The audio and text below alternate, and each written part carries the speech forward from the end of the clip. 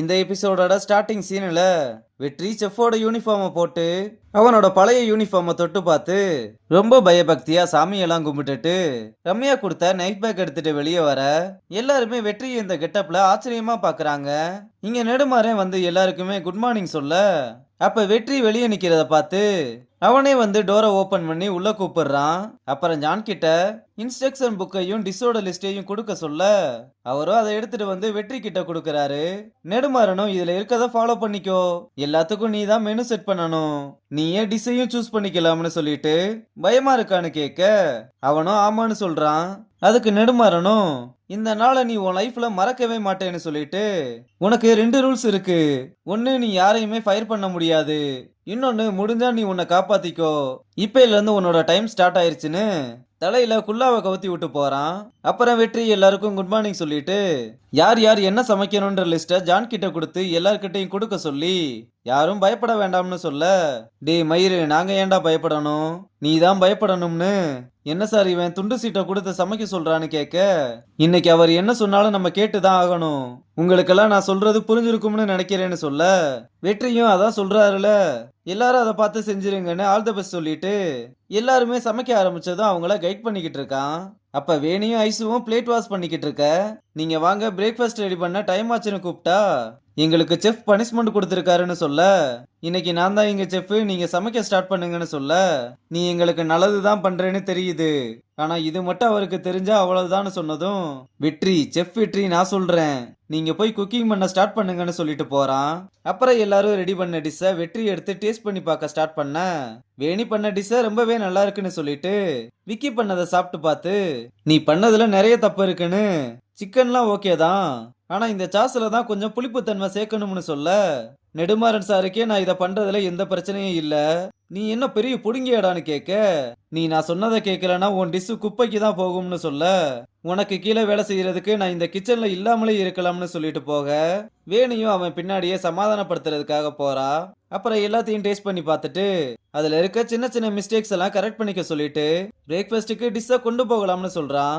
இந்த பக்கம் விக்கி கடுப்புல சிகரெட்டை பத்த வச்சு அடிச்சுக்கிட்டு இருக்க அப்ப வேணி வந்து என்னடா பண்ணிக்கிட்டு இருக்க, நீ இப்படி பண்றதுனால இது உனக்கு தான் பிளாக் மார்க் ஆகும், ஒழுங்கா உள்ள வாடான்னு சிகரெட்டை புடுங்க வர அவ கையை தட்டி விட்டு அவன் என்ன பெரிய புடுங்கியா ஏன் டிஷவே குறை சொல்றான், எனக்கு இருக்கிற கோவத்துக்கு அவனை போட்டு தள்ளிட்டு போக போறேன்னு சொல்ல டேய் நீ இப்படி பண்ணிக்கிட்டு இருந்தா பாக்குறவங்களுக்கு அவனை ஸ்ட்ராங்காவும் உன்ன வீக்காவும் காட்டும், உன் வேலையை மட்டும் நீ பாரு மத்ததெல்லாம் தானாவே நடக்கும்னு அவனை சமாதானப்படுத்தி உள்ள வர சொல்ல அவனும் நீ போ நான் வரேன்னு சொல்றான்.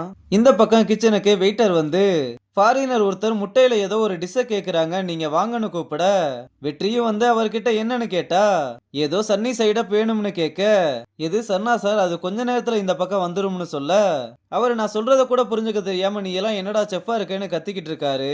இத பசங்களும் வந்து பார்த்து இந்த ஆள நெடுமாறன் சாருக்கே எப்படி சமாளிக்கிறதுன்னு தெரியாது, இன்னைக்கு இவன் வசமா சிக்கிட்டான்னு சொல்ல அப்ப ஐசு அவனுக்காக வந்து ஃபாரினர் கிட்ட என்ன வேணும்னு கேட்க எனக்கு சன்னி சைடப் வேணும்னு கேட்டா அதை கூட இந்த செஃப்புக்கு புரிஞ்சுக்க தெரியலன்னு கடுப்பாக டே ஆஃப் ஆயில் போட்டு எடுத்துட்டு வாடான்னு சொல்ல என்ன இவ்வளவு நேரம் ஆஃப் ஆயிலுக்கா பிரச்சனை பண்ணிக்கிட்டு இருந்தாரு, சரி ஒரு 5 நிமிஷம் மட்டும் வெயிட் பண்ண சொல்லுங்க இப்ப வந்துடுறேன்னு சொல்லிட்டு கிச்சனுக்குள்ள வந்து ஆஃப் ஆயில் போட்டு அதை டெக்கரேஷன்லாம் பண்ணி எடுத்துட்டு வந்து கொடுத்து இது எங்க ஊர் ஸ்டைல் ஆனியன் சட்னியும் கூட தக்காளி தொக்கும் வச்சிருக்கேன், முக்கி சாப்பிட்டு பாருங்க அமிர்தமா இருக்கும்னு சொல்ல ஐசுவும் அதை அவருக்கு டிரான்ஸ்லேட் பண்றா. அவனும் அதை சாப்பிட்டு பார்த்து இது சூப்பரா இருக்கு, இப்படி ஒரு டிஷ்ஷை நான் சாப்பிட்டு பார்த்ததே இல்லைன்னு பாராட்ட விக்கிக்கு இதெல்லாம் பார்த்து மூஞ்சி தொங்கி போச்சு. அவரும் நான் உன்னை குறைச்சி எடை போட்டுட்டேன், நீ ஒரு நல்ல செஃப் தான்னு சொல்றாரு. அப்புறம் ஐசு கிட்ட வந்து அவ பண்ண ஹெல்ப்புக்காக நன்றி சொல்லிட்டு ஒரு சின்ன உதவி பண்ண முடியுமா, உங்க போன்ல ஒரு போட்டோ மட்டும் எடுத்து கொடுத்தீங்கன்னா அதை அம்மாவுக்கு அனுப்புனா ரொம்ப பெருமைப்படுவாங்கன்னு தொப்பியை போட்டு வந்து நிக்க அவளும் அவனை போட்டோ எடுக்க வெற்றியும் விதவிதமா போஸ்ட் கொடுத்துக்கிட்டு இருக்கான். இதெல்லாம் விக்கி பார்த்துட்டு இவ மனசுல என்னதான் நினைச்சுக்கிட்டு இருக்கா, நம்ம மானத்தை வாங்குறதுக்குன்னே வேலை பார்த்துக்கிட்டு இருக்கான்னு காண்டாகிறான். அப்புறம் உத்தமே இந்த யூனிஃபார்ம்ல உன்னை பார்க்கும்போது ரொம்ப அழகா இருக்கடான்னு சொல்ல நீங்க மட்டும் இந்த வேலை வாங்கி தரலனா இந்த ட்ரெஸ்ஸை நான் போட்டிருக்கவே மாட்டேன்னு சொல்றான்.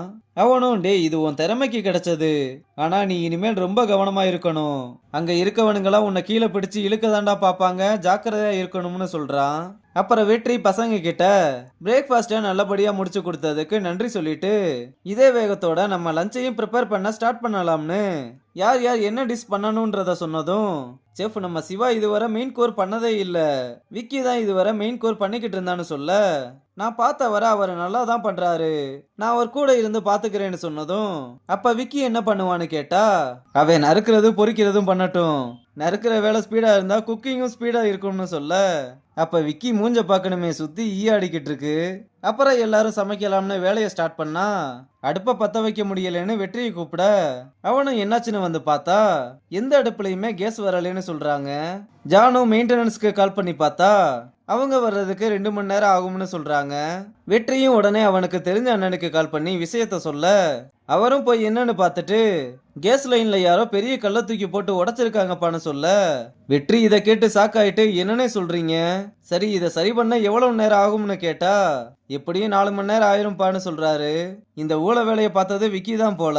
அப்புறம் வெற்றியும் விஷயத்த சொல்ல, என்னப்பா சொல்ற, இன்னும் 2 மணி நேரத்துல லஞ்சை ப்ரிப்பேர் பண்ணி ஆகணும், இல்லனா லஞ்சை கேன்சல் பண்ணணும். இதுவரை நம்ம ரெசார்ட்டோட ஹிஸ்டரியிலேயே அப்படி நடந்ததில்ல. அப்படி மட்டும் நடந்தா இது நம்ம கிச்சனுக்கே பிளாக் டேவா இருக்கும்னு சொல்ல, வெற்றி என்ன பண்றதுன்னு தெரியாம டைமை பார்த்துக்கிட்டே யோசிச்சுக்கிட்டு இருக்கதோட இந்த எபிசோட முடிச்சிருக்காங்க.